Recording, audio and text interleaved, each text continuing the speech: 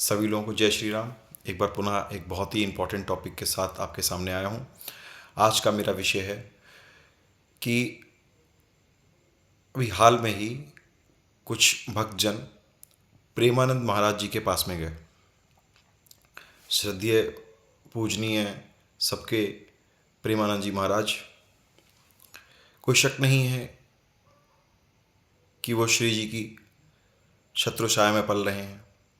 उनकी दोनों kidney fail हो चुकी हैं, उसके बावजूद वो उनके नाम के सहारे चल रहे हैं। बड़ी कृपा है उन पर और वो अथाह ज्ञान के सागर हैं। अगर ये वीडियो उन तक पहुंचता है तो उनको मेरा प्रणाम। परंतु आज इस विषय में मुझे सामने लेके आना पड़ा। अभी हाल में ही कुछ भक्तजन बाबा जी के पास में गए और उन्होंने बोला कि बाबा जी, मैं इतने सालों से पूजा कर रहा हूँ और मुझे प्रभु के दर्शन कभी नहीं हुए। इसके लिए मुझे क्या करना चाहिए? और इस बात को लेकर महाराज जी ने काफ़ी उनको आड़े हाथों लिया, काफ़ी डांटा इस बात को लेकर। अब इस बात को लेके मैं आपके सामने इसलिए आया क्योंकि मैं इससे पहले भी इस टॉपिक को एक बार मैंने कंटेंट क्लियर किया है कि जब तक आप खुद स्वयं अपने प्रभु के अनुभव नहीं करते हैं तब तक आपका पूजा पाठ में मन बिल्कुल नहीं लगेगा। आप करेंगे जिस प्रकार से मैंने एक उदाहरण देके आपको समझाया था कि यदि आप किसी को कॉल कीजिए और सामने से कोई उत्तर ना आए उसका, तो आप बहुत ज़्यादा उस कॉल को होल्ड पे नहीं रख पाएंगे। एक हार्डली विद इन 20 और 30 सेकेंड्स उस कॉल को आप डिस्कनेक्ट कर देंगे। वहीं दूसरी तरफ यदि किसी को भी आप कॉल लगाएं और उधर से उसका रिप्लाई आ जाए तो उससे आप बातचीत करना चालू करेंगे। बिल्कुल ठीक इसी तरीके से हमारी पूजा पाठ का मेथड है। मुझे वो वीडियो देखकर थोड़ा सा दुख लगा इस बात का कि नो डाउट कि प्रभु के नाम जाप से आप निश्चित ही उनको हासिल कर सकते हैं। मोक्ष प्रदान में भी नाम जाप बहुत ही महत्वपूर्ण भूमिका निभाता है। मगर आजकल के समय में, व्यस्तता के समय में, जो भक्तजन अपनी पूजा पाठ कर रहे हैं और जब उनको अनुभव नहीं होते हैं, किसी भी तरीके के अनुभव, 10 साल से कोई पूजा कर रहा है, कोई 15 साल से, कोई 20 साल से पूजा कर रहा है, आज तक उनको कभी प्रभु के दर्शन नहीं हुए। हो सकता है कि उनका पूजा पाठ प्रभु स्वीकार कर रहे हों या उनको आने वाले समय में मोक्ष की प्राप्ति हो। इस विषय पर आज मेरा टॉपिक नहीं है। मेरा टॉपिक आज का ये है कि जो सामने वाला व्यक्ति है जो पूजा पाठ कर रहा है उसको किस प्रकार से अनुभव हो। जब उन्होंने बाबा जी के सामने, जो भक्तजन गए थे बाबा जी के सामने, उन्होंने अपनी बात को रखा। अब वहाँ पर आप बाबा से तर्क वितर्क नहीं कर सकते हैं। वहाँ पर आपको बोलने का इस प्रकार से मौका नहीं मिलेगा कि आप वहाँ पर अपनी वाद विवाद कर सकें उनसे। जो प्रश्न आपने किया, जो भी बाबा जी बोलेंगे उसको आपको ग्रहण करना पड़ेगा।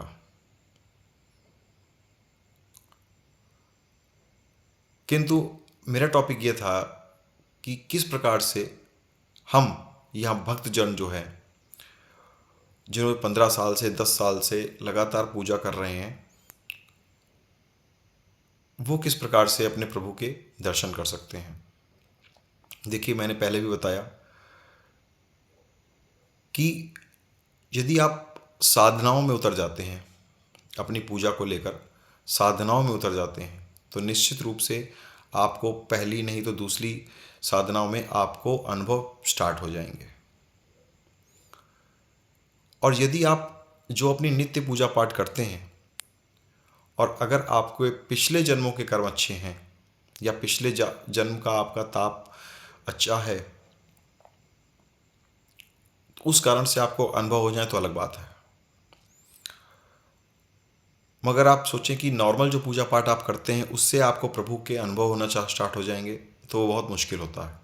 जिसके कारण बहुत से भक्तजन बीच में ही अपनी पूजा पाठ को, जब समस्या आती है तो बीच में ही अपनी पूजा पाठ को स्टॉप कर देते हैं, क्योंकि उनको अंदाज़ा नहीं लग पाता है कि मैं जो पूजा पाठ कर रहा हूँ वो प्रभु स्वीकार कर रहे हैं कि नहीं कर रहे हैं, मेरे प्रश्नों का उत्तर प्रभु देंगे कि नहीं देंगे।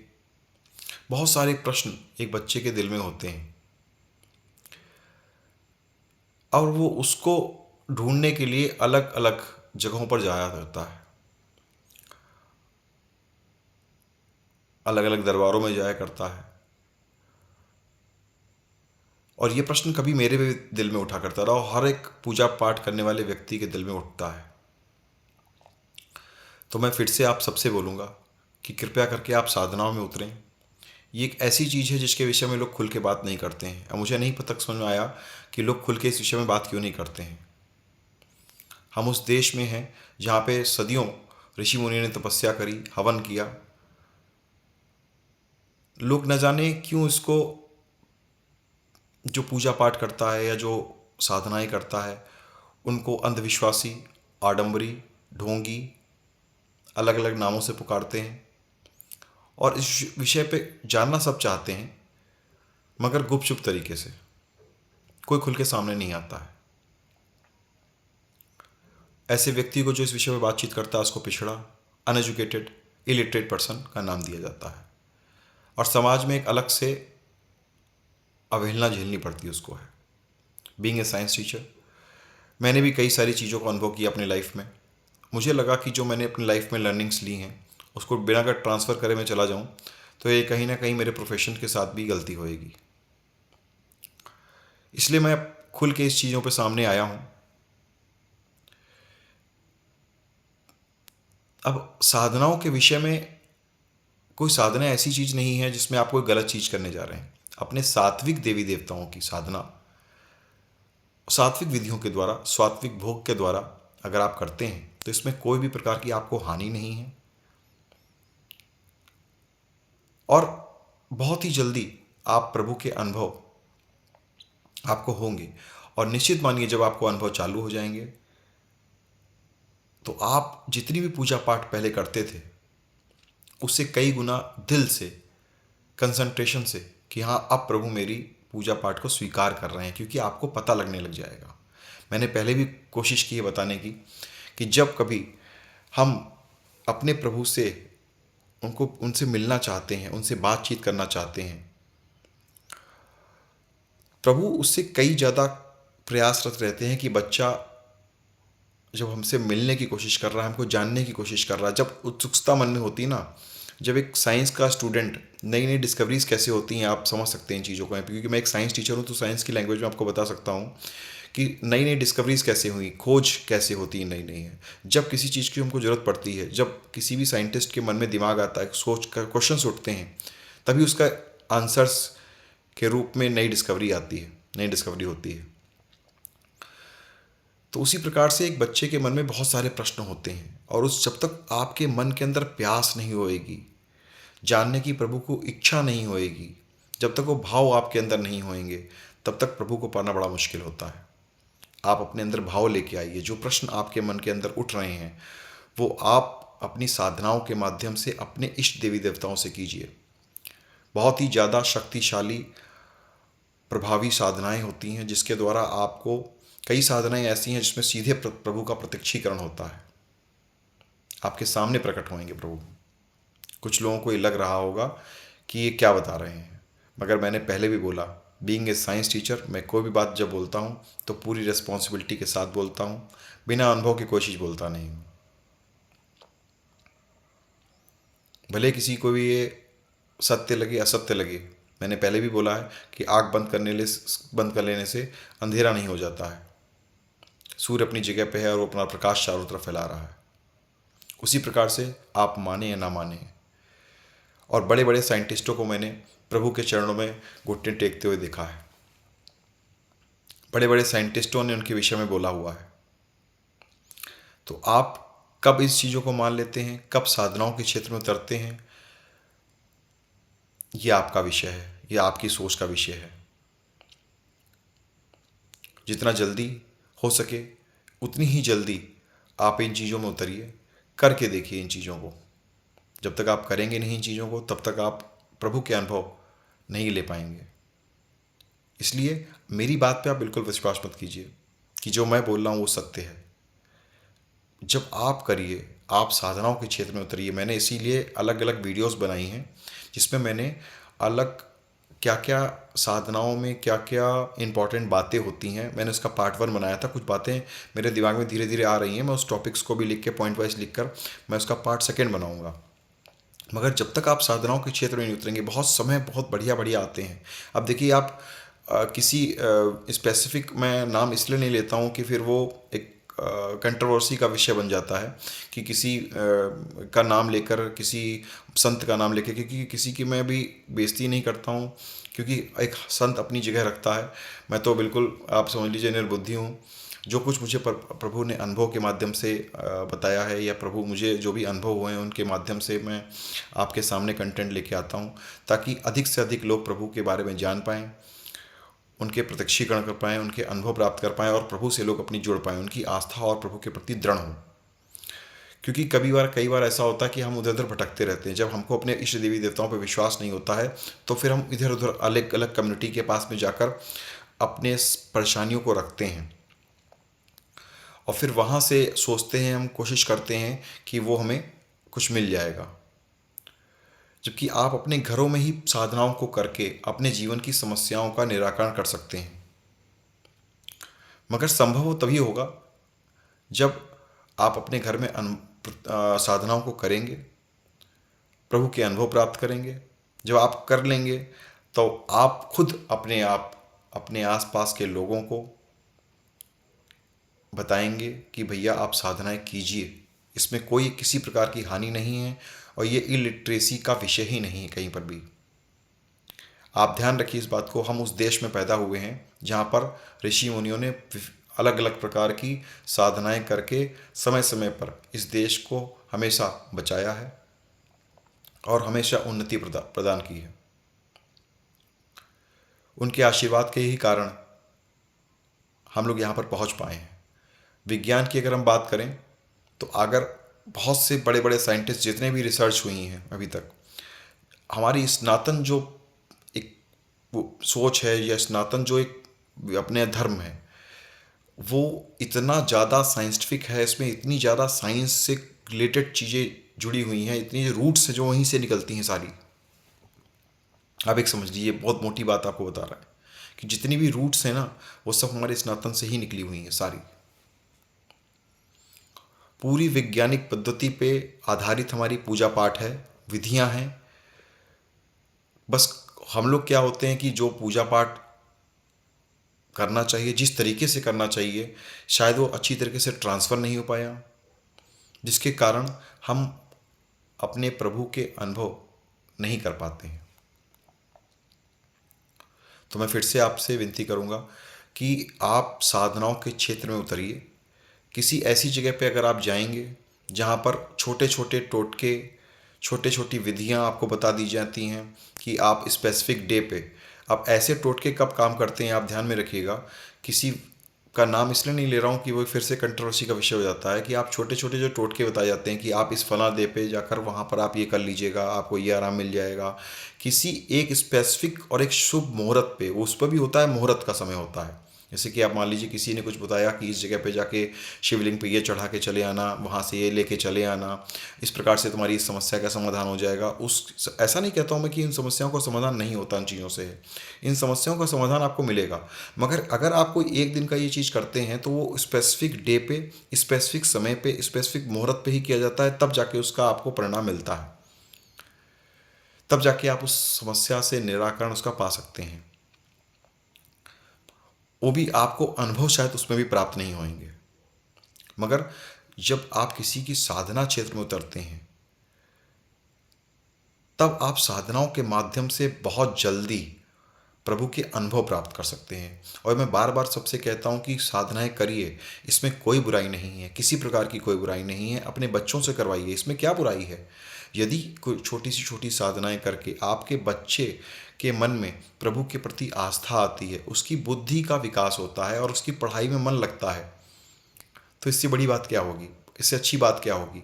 और जब तक देखिए आजकल जो समय आ रहा है ना, मैं इस पर ज़्यादा नहीं बोल सकता, क्योंकि आजकल जो समय आ रहा है, देखिए समय के साथ जैसे बच्चे हमारे जो है ना अंडर प्रेशर पढ़ाई कर रहे हैं कहीं ना कहीं, और जब आपका विश्वास प्रभु से उठ जाता है तो आप बच्चों को क्या ट्रांसफ़र करेंगे। और कहीं ना कहीं एक समय ऐसा आता है जब उनको ज़रूरत होती है किसी की, तो वो अपने आप को अकेला महसूस करते हैं, डिप्रेशन में जाना चालू कर देते हैं अपने आप को, है धीरे धीरे। क्योंकि हमको अपने इष्ट देवी देवताओं पे भरोसा कैसे दिलाया जाए, किस प्रकार से भरोसा दिलाया जाए। जब मैं साइंस टीचर हूँ, साइंस की लैंग्वेज में बार बार आपसे बात कर रहा हूँ कि जब तक आप प्रैक्टिकल को करेंगे नहीं, तब तक कैसे उसके रिजल्ट्स पे आएंगे आप। जब प्रैक्टिकल को आप करेंगे तभी तो रिजल्ट्स पे आएंगे ना आप कोशिश करिए, करके देखिए, छोटी छोटी साधनाओं से स्टार्टिंग कीजिए। मैं नहीं कहता कि आप महीने भर की कोई साधना उठा लीजिए, आप कर नहीं पाएंगे उन चीज़ों को स्टार्टिंग में। आप 3 दिन की छोटी सी साधना लीजिए, सबसे पहले स्टार्टिंग में आप 3 दिन की साधना लीजिए। मैं अलग से एक एक पॉइंट आपको बताता चला जाऊंगा, जिसको गाइडेंस की ज़रूरत होगी। मैं गुरु के नाते नहीं बोल रहा हूँ, मैं गाइडेंस के रूप में आपको जहाँ जहाँ एक ऐसे गाइड के रूप में आपको गाइड करता चलूँगा, जो जो साधनाएं मैंने करी हैं, जिस कारण से मुझे प्रभु के अनुभव हुए, या जो मेरे साथ में आए जिनको मैंने गाइड किया कि इस प्रकार से आप अनुभव प्राप्त कर सकते हैं, उन्होंने जो साधनाएं करी उनके माध्यम से उनको अनुभव प्राप्त हुए। मैं उस एक गाइड के रूप में आपके साथ चल सकता हूँ और आपको बता सकता हूँ कि इस प्रकार से आप करिए, इस प्रकार से आपको प्रभु के अनुभव प्राप्त होंगे। बहुत सी छोटी मोटी गलतियाँ हम कर जाते हैं, तो आप साधनाएं करिए, इसमें किसी प्रकार की कोई बुराई नहीं है। अपने घर में अपने पति को करवाइए, वाइफ को करवाइए, बच्चों को करवाइए। छोटी छोटी साधनाएं आप 3 दिन की साधना से स्टार्टिंग कीजिए। जब 3 दिन की साधना में आपको अनुभव नहीं होता, फिर से आप 3 दिन की साधना ले लीजिए। अगर आपने कोई बहुत बड़ा किसी की हानि, कोई पशु हत्या नहीं करी हुई है, या कोई आप पे पितृदोष नहीं लगा है, तो आपको उन 3 दिनों में ही स्टार्टिंग के प्रभु के अनुभव स्टार्ट हो जाएंगे। ये मैं अपने अनुभव के आधार पे कह रहा हूँ, और जिनको मैंने साधनाएं करवाई उस अनुभव के आधार पे कह रहा हूँ कि छोटी छोटी चीज़ें आप करना स्टार्ट कर दीजिए। जब तक आप नहीं करेंगे तब तक आप इन ऐसे ऐसे जगह अलग अलग भटकते रहेंगे अपने क्वेश्चंस को लेकर। प्रश्न करिए, आपने सीधे अपने प्रभु से कीजिए, उनकी साधनाओं में उतरिए, आपके प्रश्न के उत्तर आपको खुद मिलना स्टार्ट हो जाएंगे। उम्मीद है कि ये छोटी सी जानकारी आपको आज की अच्छी लगी होगी। अगर अच्छी लग जाए तो कृपया करके लाइक दीजिएगा, फॉलो ज़रूर कीजिएगा, सब्सक्राइब कर लीजिएगा, इसलिए क्योंकि आपके इस छोटी सी एक्टिविटी से मुझे भी क्लियर होता है कि जो मैं अपना समय निकाल के आपके पास ये एक वीडियोस लेके माध्यम से आता हूँ, वो आपके रियली की काम की हैं।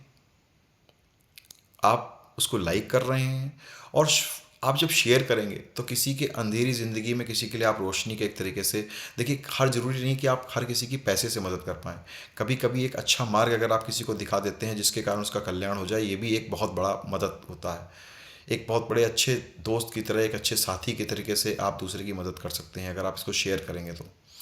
जो कभी कोई ऐसा व्यक्ति जो निराश जीवन से हो जा रहा होता है, कई बार अलग अलग दिशाओं में लोग जाने लग जाते हैं, अपने जीवन को ख़त्म करने की सोच उनके अंदर आने लग जाती है, आप अगर उनको शेयर करेंगे तो उनकी ज़िंदगी में भी रोशनी, उजाला आ पाएगा। जिनको जिनको किसी प्रकार की ज़रूरत पड़े तो आप प्लीज़ कमेंट करिएगा, मैं उस पर समय निकलते ही रिप्लाई करूँगा। और लाइक भी ज़रूर करिएगा, इससे मुझे भी हौसला मिलता है कि मैं खुल के आपके सामने आ पा रहा हूँ। आप मुझे सपोर्ट कीजिए, मैं भी जितना अभी तक अनुभव मुझे प्राप्त हुआ है अलग अलग साधनाओं में, वो आपके सामने लेके आऊँगा। क्योंकि मैंने पहले बार बार इसलिए बताया कि मैं एक साइंस टीचर हूँ। आप पूरी तरीके से मुझ पर विश्वास नहीं करिए, करके देखिए और करके अनुभव प्राप्त कीजिए। उसके बाद मुझे कमेंट कीजिए कि हाँ, मुझे भी अनुभव प्राप्त हुए। कृपया करके साधनाओं के समय में भी मैंने जो साधनाओं के विषय में इंपॉर्टेंट जानकारी डाली है, साधना के समय में आप अपनी गुप्त अनुभवों को किसी से भी शेयर मत कीजिएगा, ध्यान रखिएगा। कृपया करके साधनाओं के क्षेत्र में उतरिए, साधनाएं कीजिए और प्रभु के अनुभव प्राप्त कीजिए, वरना इसी तरह इधर उधर जाते रहेंगे और फिर आप निराश हो जाएंगे, और अल्टीमेटली लास्ट में यही होगा कि आपका भी विश्वास प्रभु से हट जाएगा। तो आज के लिए इतना ही। फिर एक नई जानकारी के साथ मैं आपके सामने आऊँगा। जय श्री राम।